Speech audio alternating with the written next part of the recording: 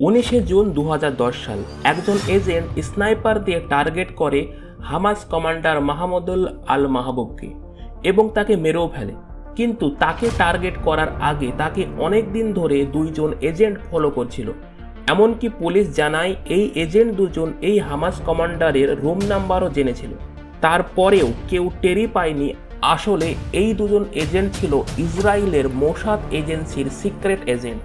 ইসরায়েলের এই Mossad agency এটা ঠিক কতটা ভয়ঙ্কর আর এটার কারণে কেন পুরো বিশ্ব ইসরায়েলকে ভয় করে, আর এই এজেন্সির মাধ্যমে ইসরায়েল কিভাবে পুরো বিশ্বে রাজত্ব করছে, চলুন জেনে আসি।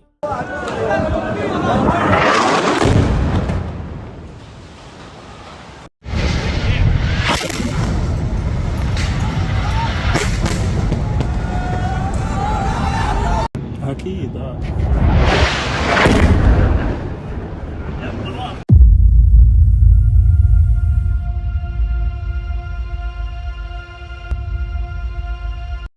হামাস কমান্ডারকে মারার কিছুদিন আগে এই হামাস কমান্ডার কিছুদিনের জন্য তার নিজের দেশের বাইরে দুবাই ঘুরতে গিয়েছিল, আর তখন থেকেই তাকে দুইজন এজেন্ট ফলো করছিল। সেখানে দেখা যাচ্ছে তারা হোটেল রুমের বাইরে একজন ছেলে ও একজন মেয়ে অনেকক্ষণ ধরে দাঁড়িয়ে আছে, আর তার কিছুক্ষণ পরে মাহমুদুল আল মাহবুবের ডেড বডি পাওয়া যায়। আর তারপর লোকাল পুলিশ ইনভেস্টিগেশন করে জানতে পারে এই কাজ আর কেউ নয়, মোসাদ এজেন্সি করেছে, আর যেটা কন্ট্রোল হয় ইসরায়েল থেকে। মোসাদ এজেন্সি তৈরি হয়েছিল 1949 সালে। তার কিছু বছর পর যখন ডেভিড বেন গুরিয়ন অফিসিয়ালিভাবে ইসরায়েলকে একটা দেশ হিসাবে স্বীকৃতি দেন, তারপর দ্বিতীয় বিশ্বযুদ্ধ শুরু হয়। আর ওই সময় প্রচুর ইসরায়েল ইহুদিকে হিটলার নির্মমভাবে হত্যা করে, এটা আপনারা হয়তো শুনেছেন। তারপর ইসরায়েলের কিছু পলিটিশিয়ান তাদের নিজস্ব দেশ পাবার জন্য আওয়াজ তোলেন। সেই সময় প্যালেস্টাইনের 1/3 অংশ ইহুদি থাকতো। আর তারপর 6টি আরব স্টেট এই ইসরায়েলের বিরুদ্ধে যুদ্ধ ঘোষণা করেন, আর এই যুদ্ধে ইসরায়েল জয়ও হয়। তারপর ইসরায়েল প্যালেস্টাইনের 78% দখল করে নেয়। তখন ইসরায়েলের প্রাইম মিনিস্টার বুঝতে পারে ইসরায়েলকে টিকে থাকতে হলে ইন্টেলিজেন্স এজেন্সিকে শক্ত করতে হবে। তাই তখন ইসরায়েল সরকার 3টি ইন্টেলিজেন্স এজেন্সি বানায়। প্রথমটি ছিল আমান। এটি ছিল মিলিটারি ইন্টেলিজেন্স। এদের কাজ ছিল সকল শত্রুপক্ষর ইনফরমেশন কালেক্ট করা এবং মিলিটারি থ্রেটস থেকে দেশকে সুরক্ষা করা। দ্বিতীয় হলো সিনবেট। এটা ছিল ইন্টারন্যাশনাল সিকিউরিটি। এদের কাজ ছিল সমস্ত টেরোরিস্টের হাত থেকে দেশকে রক্ষা করা। আর তারপর আসে মোসাদ।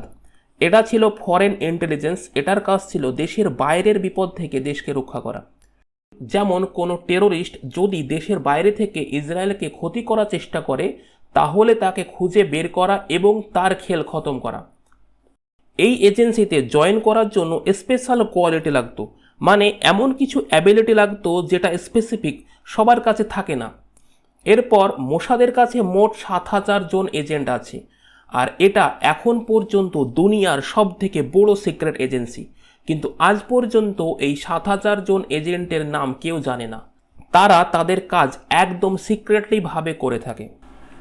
কিন্তু 1960 সালের দিকে আমেরিকা স্যাটেলাইট দিয়ে তারা নর্মাল ফুটেজ চেক করছিল। তখন এই স্যাটেলাইটের মাধ্যমে বিউনস এয়ার্স এলাকায় একজন মোসাদ এজেন্টকে দেখা যায়। তারপর আমেরিকান সরকার তাকে অ্যারেস্ট করে। তারপর জানা যায় সেখানে সে তার নাম পরিবর্তন করে লুকিয়ে থাকতো, আর সেই এজেন্টের নাম ছিল রিচার্ডো কিলমেন্ট। অবশ্যই এটা তার আসল নাম ছিল না। তারপর যখন তাকে ধরে নিয়ে আসা হয় এবং কিছু জিজ্ঞেস করা হয়, তখন সে নিজেকে গান দিয়ে শ্যুট করে ফেলে। আর তারপর থেকেই এই মোসাদের নাম পুরো পৃথিবীতে ছড়িয়ে পড়ে। তারপর পুরো বিশ্বের কাছে এমন একটা মেসেজ যায় যে মোসাদ নামের একটা এজেন্সি আছে যেটা যখন যাকে মনে করবে তাকে মেরে ফেলতে পারে। কিন্তু এই ইসরায়েলের মোসাদের মেন টার্গেট ছিল তাদের চিরন্তন শত্রু প্যালেস্টাইন। তারপর 1962 সালে ইজিপ্ট প্রেসিডেন্ট গামাল আবদেল নাসার, তিনি ইসরায়েলকে খুব একটা ভালোভাবে দেখতেন না। তাই তিনি সিক্রেটলি একটা মিসাইল ইসরায়েলের দিকে লঞ্চ করে। তখন মোসাদের একজন এজেন্ট ওয়ালফগ্যাং লোটস, তিনি এই ইজিপ্টের রকেট মিসাইল নষ্ট করে দেন। কিন্তু এরপর যেটা হয় সেটা সত্যিই খুব ভয়ঙ্কর। এই রকেট মিসাইলের মিশনে যতজন ছিলেন সকলকে টাইম বমের মাধ্যমে হত্যা করে। শুধু এই নয়, সাধারণ মানুষও প্রচুরও এই মিশনের ফলে মারা যায়। আর এই মিশনের হেড ছিলেন হেনিজ ক্রুজ। তাকে মোসাদ এজেন্সি কিডন্যাপ করে আর তারপর আজ পর্যন্ত তার খোঁজ এখনও পাওয়া যায়নি। কিন্তু ইজিপ্ট সরকার এরপরেও তারা পিছু পা হয়নি, তারা মিসাইল প্রোগ্রাম মিশন চালিয়ে যাচ্ছিল। তারপর মে মাস 1964 সাল মোসাদ এই রকেট মিসাইল মিশন বন্ধ করার জন্য অফিসার ওট্টের সঙ্গে একটা ডিল করে। ইনার সঙ্গে মোসাদ এমনি ডিল করেনি, ইনি ছিলেন ইজিপ্টের এক্স আর্মি অফিসার। আর ইনি চাইলেই এই মিসাইল মিশন সব রকমের খবর এই মোসাদ এজেন্সিকে দিতে পারবে। মোসাদ তাকে কথা দেয় এর বিনিময়ে সে যা চায় তাকে তাই দেওয়া হবে, এমনকি তার সুরক্ষার ব্যবস্থা করবে। তারপর এই অফিসার ইজিপ্টের সরকারকে অনুরোধ করে তাকে যেন এই মিসাইল মিশনে রাখা হয়। তারপর সেটাতে ইজিপ্ট সরকার রাজিও হয়ে যায়। তারপরে এই অফিসার আস্তে আস্তে এই মিশন সম্পর্কে সমস্ত কিছু জানে। তারপর এই মিশনের যত সকল সায়েন্টিস্ট ছিল তাদেরকে বলে এই মিশনে কোনো একটা প্রবলেম আছে, তাই বলে সে এই মিশনকে বন্ধ করে দেয়। যাই হোক, তার কিছুদিন পর আমেরিকা তাদের প্রচুর হাতিয়ার দিয়ে ইজিপ্টকে এই মিশন করার জন্য সাপোর্ট করে। এখানে শুধু আমেরিকা না, আমেরিকার সঙ্গে প্রচুর দেশ সাপোর্ট করে, যেমন আরব। এই সমস্ত দেশ ইজিপ্টকে সাহায্য করে।